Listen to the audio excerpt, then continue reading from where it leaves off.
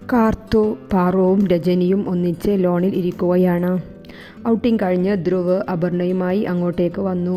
ധ്രുവിൻ്റെ കണ്ണുകൾ കാർത്തുവിൽ തന്നെ ആയിരുന്നു. കാർത്തുവിനും തൻ്റെ കണ്ണുകളെ നിയന്ത്രിക്കാൻ പറ്റാത്തതുപോലെ അപർണയുടെ കണ്ണുകൾ ഇരുവരെയും വാച്ച് ചെയ്യുന്നുമുണ്ട്. ഹായ് കാർത്തിക, താൻ എപ്പോൾ വന്നു? ധ്രുവ് അവളുടെ അടുത്ത് ഇരുന്നു കൊണ്ട് ചോദിച്ചു. കുറച്ചു നേരമായി ഡോക്ടർ. നിങ്ങളിരിക്കുക, നിങ്ങൾക്കുള്ള ചായ എടുത്തിട്ട് വരാം. പാറു അതും പറഞ്ഞ് അവിടെ നിന്നും എഴുന്നേറ്റു. കൂടെ രജനിയും. ആ ധ്രുവ്, കാർത്തുമോളെ ഇപ്പോഴേ പറഞ്ഞു വിടല്ലേ, ഇന്ന് രാത്രി ഫുഡും കഴിച്ച് പോകാവോ?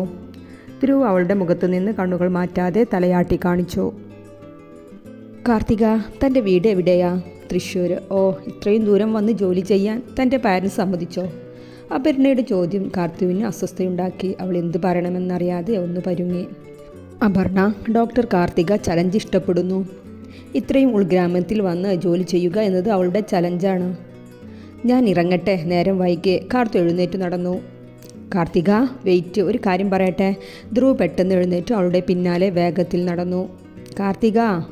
അവൾ അതൊന്നും കേൾക്കാതെ പോലെ സ്പീഡിൽ നടന്നു. ധ്രുവ് വേഗത്തിൽ നടന്നു അവളുടെ കയ്യിൽ പിടുത്തമിട്ടു.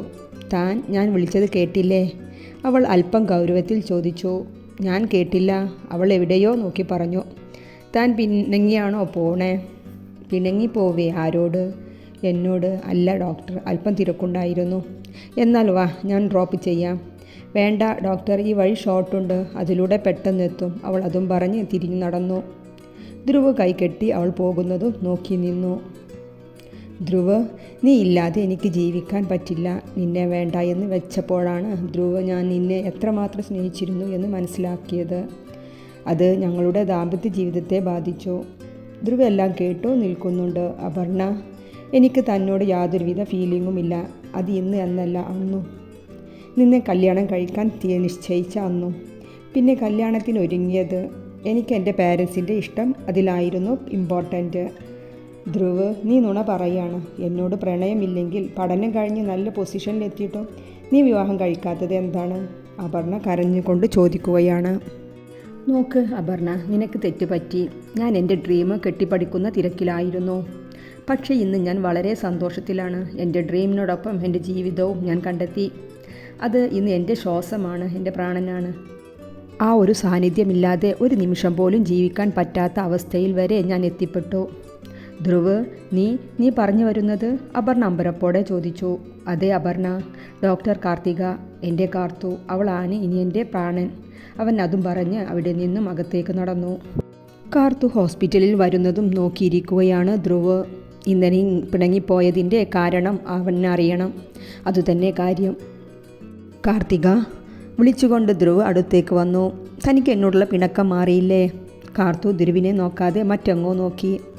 കാർത്തിക മുഖത്തേക്ക് നോക്ക്. കാർത്തു കഷ്ടപ്പെട്ട് അവൻ്റെ മുഖത്തേക്ക് നോക്കി. അപർണ കാരണമാണോ എന്നെ ഇങ്ങനെ അവോയ്ഡ് ചെയ്യുന്നത്? അവൾ ഒന്നും മിണ്ടാതെ അവൻ്റെ മുഖത്തേക്ക് തന്നെ നോക്കി. അവനൊരു കള്ളച്ചിരിയോടെ തിരിഞ്ഞു നടന്നു. കാർത്തു, മൈ ഡിയർ ഫ്രണ്ട്, എന്തൊക്കെയുണ്ട് വിശേഷം? സുഖമായിരിക്കുന്നു ചേച്ചി. ഇന്ന് ഹോസ്പിറ്റലിൽ കണ്ടില്ലല്ലോ. അത് പറയാനാണ് വിളിച്ചത്. ഇന്ന് ഇച്ചട്ടൻ്റെ ബർത്ത്ഡേ ആണ്. വൈകിട്ട് പാർട്ടിയുണ്ട്. നീ നേരത്തെ വാ. ആണോ? ഞാൻ വരാം ചേച്ചി. എന്നാൽ ഓക്കെ കാർത്തു. കാർത്തു ഹോസ്പിറ്റലിൽ നിന്നും നേരത്തെ ഇറങ്ങി. ഇച്ചട്ടനുള്ള ബർത്ത്ഡേ ഗിഫ്റ്റും വാങ്ങി. ധ്രുവിൻ്റെ വീട്ടിലെത്തി. ധ്രുവ് ബർത്ത്ഡേ പാർട്ടി ഡെക്കോർ തിരക്കിലാണ്. കാർത്തു ദൂരെ നിന്ന് വരുന്നത് കണ്ടതും അവൻ്റെ ചുണ്ടിൽ അതിമനോഹരമായ പുഞ്ചിരി വിരിഞ്ഞു. ഹായ് ഡോക്ടർ കാർത്തിക, താൻ നേരത്തെ തന്നെ വന്നോ? പോ ധ്രുവ്, ഇത് എൻ്റെ കൂട്ടുകാരിയാ. ഞാൻ നേരത്തെ വരാൻ വിളിച്ച് പറഞ്ഞിരുന്നു. ഓ അങ്ങനെയാണോ? ഏട്ടത്തിയുടെ കൂട്ടുകാരി ഇന്ന് പതിവിലും സുന്ദരി ആയിട്ടുണ്ടല്ലോ. ഈ ചുരിദാറിന് പകരം നല്ല റെഡ് കളർ പട്ടുസാരിയാണെങ്കിൽ ഒന്നുകൂടി സുന്ദരി ആയിരുന്നു അല്ലേ ഏട്ടത്തി? പോടാ, എൻ്റെ കൊച്ചിനെ കളിയാക്കാതെ. രജനി അവളെ ചേർത്തു പിടിച്ചു അകത്തേക്ക് നടന്നു. ഇതെല്ലാം അപർണ മുകളിൽ നിന്ന് കാണുന്നുണ്ടായിരുന്നു. വലിയ പാർട്ടി തന്നെ അറേഞ്ച് ചെയ്തിരുന്നു. പതിവ് പോലെ തന്നെ ധ്രുവിൻ്റെ കണ്ണുകൾ കാർത്തുവിനെ ചുറ്റും വട്ടമിട്ട് പറക്കുന്നു. ധ്രുവ്, താൻ എവിടെയാടോ? സൂരജ് അവൻ്റെ അടുത്തേക്ക് വന്ന് ചോദിച്ചു. മനസ്സിൽ വല്ലതുമുണ്ടെങ്കിൽ ആണുങ്ങളെപ്പോലെ തുറന്ന് പറയടാ അവളോട്, അല്ലാതെ ഇങ്ങനെ നോക്കി വെള്ളമിറക്കാതെ.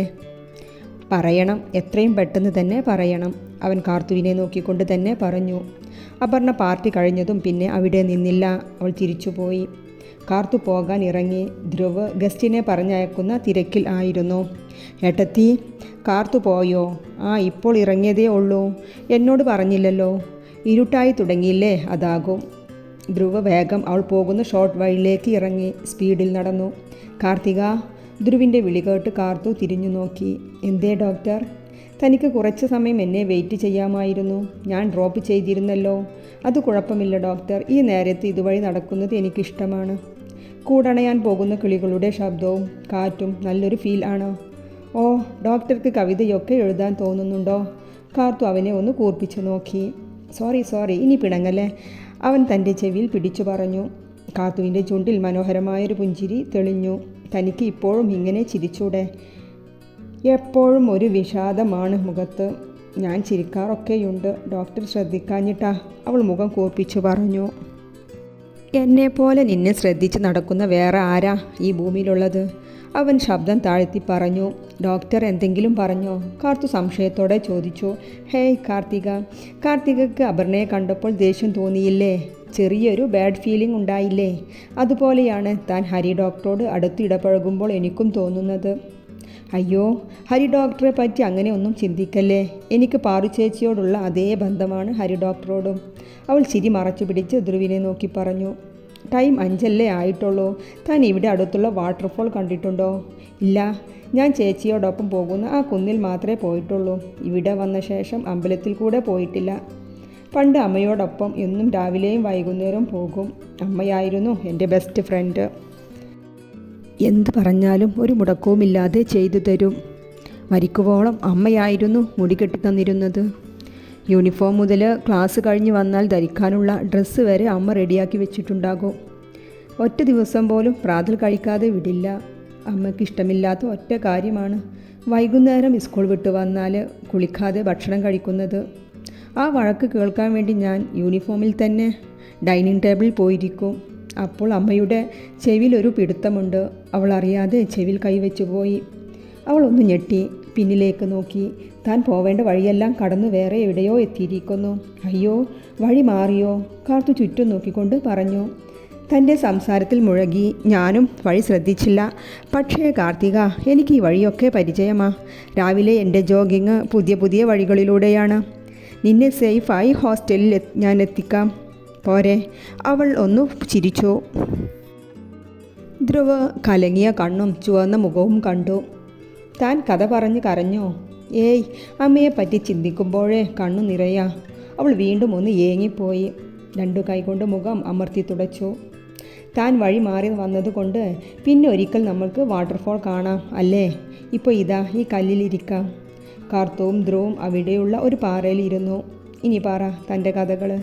ഏയ് വേണ്ട, ഫുൾ സെൻറ്റിയാണ്. ഹരി ഡോക്ടർ കൊണ്ട് പാറു ചേച്ചിയെ കെട്ടിച്ചാലോ? കാർത്തുവിൻ്റെ പെട്ടെന്നുള്ള സംസാരം കേട്ടത് ധ്രുവ് അവളെ ഒന്ന് സൂക്ഷിച്ചു നോക്കി. അത് അവർ രണ്ടാളും തുല്യ ദുഃഖം അനുഭവിക്കുന്നവരല്ലേ.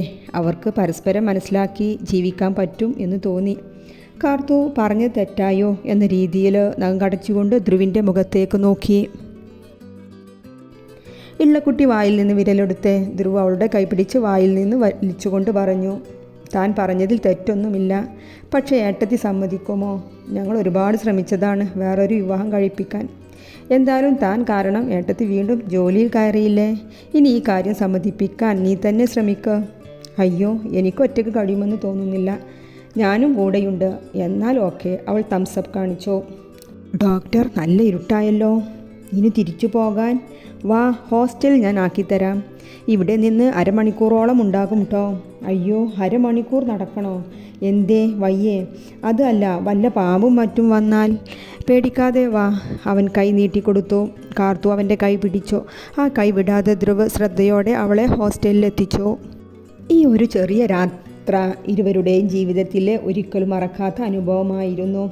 വീട്ടിലെത്തിയിട്ടും ധ്രുവിന് അതിൻ്റെ ത്രില്ല് മാറിയിട്ടില്ല. അമ്മയെ കെട്ടിപ്പിടിക്കുന്നു, ഏട്ടത്തിയെ കെട്ടിപ്പിടിക്കുന്നു, ഈ ചുട്ടനെ എടുത്തുയർത്തുന്നു, അച്ഛനെ ഉമ്മ വെക്കുന്നു. അങ്ങനെ ഒരു കഥ. രവിയേട്ടാ, ഈ ചെക്കൻ ഇതെന്താ പറ്റിയേ? രജനി ആശ്ചര്യത്തോടെ ചോദിക്കുന്നുണ്ട്. അമ്മ, ഇന്ന് വൈകിട്ട് കാർത്തുവിനെ തിരഞ്ഞ് അവൾ പോയ വഴി പോയിരുന്നു. അതിൻ്റെ ആഫ്റ്റർ എഫക്റ്റാണ്. ആണോ? ഈശ്വരൻ എൻ്റെ മക്കളെ അനുഗ്രഹിക്കട്ടെ.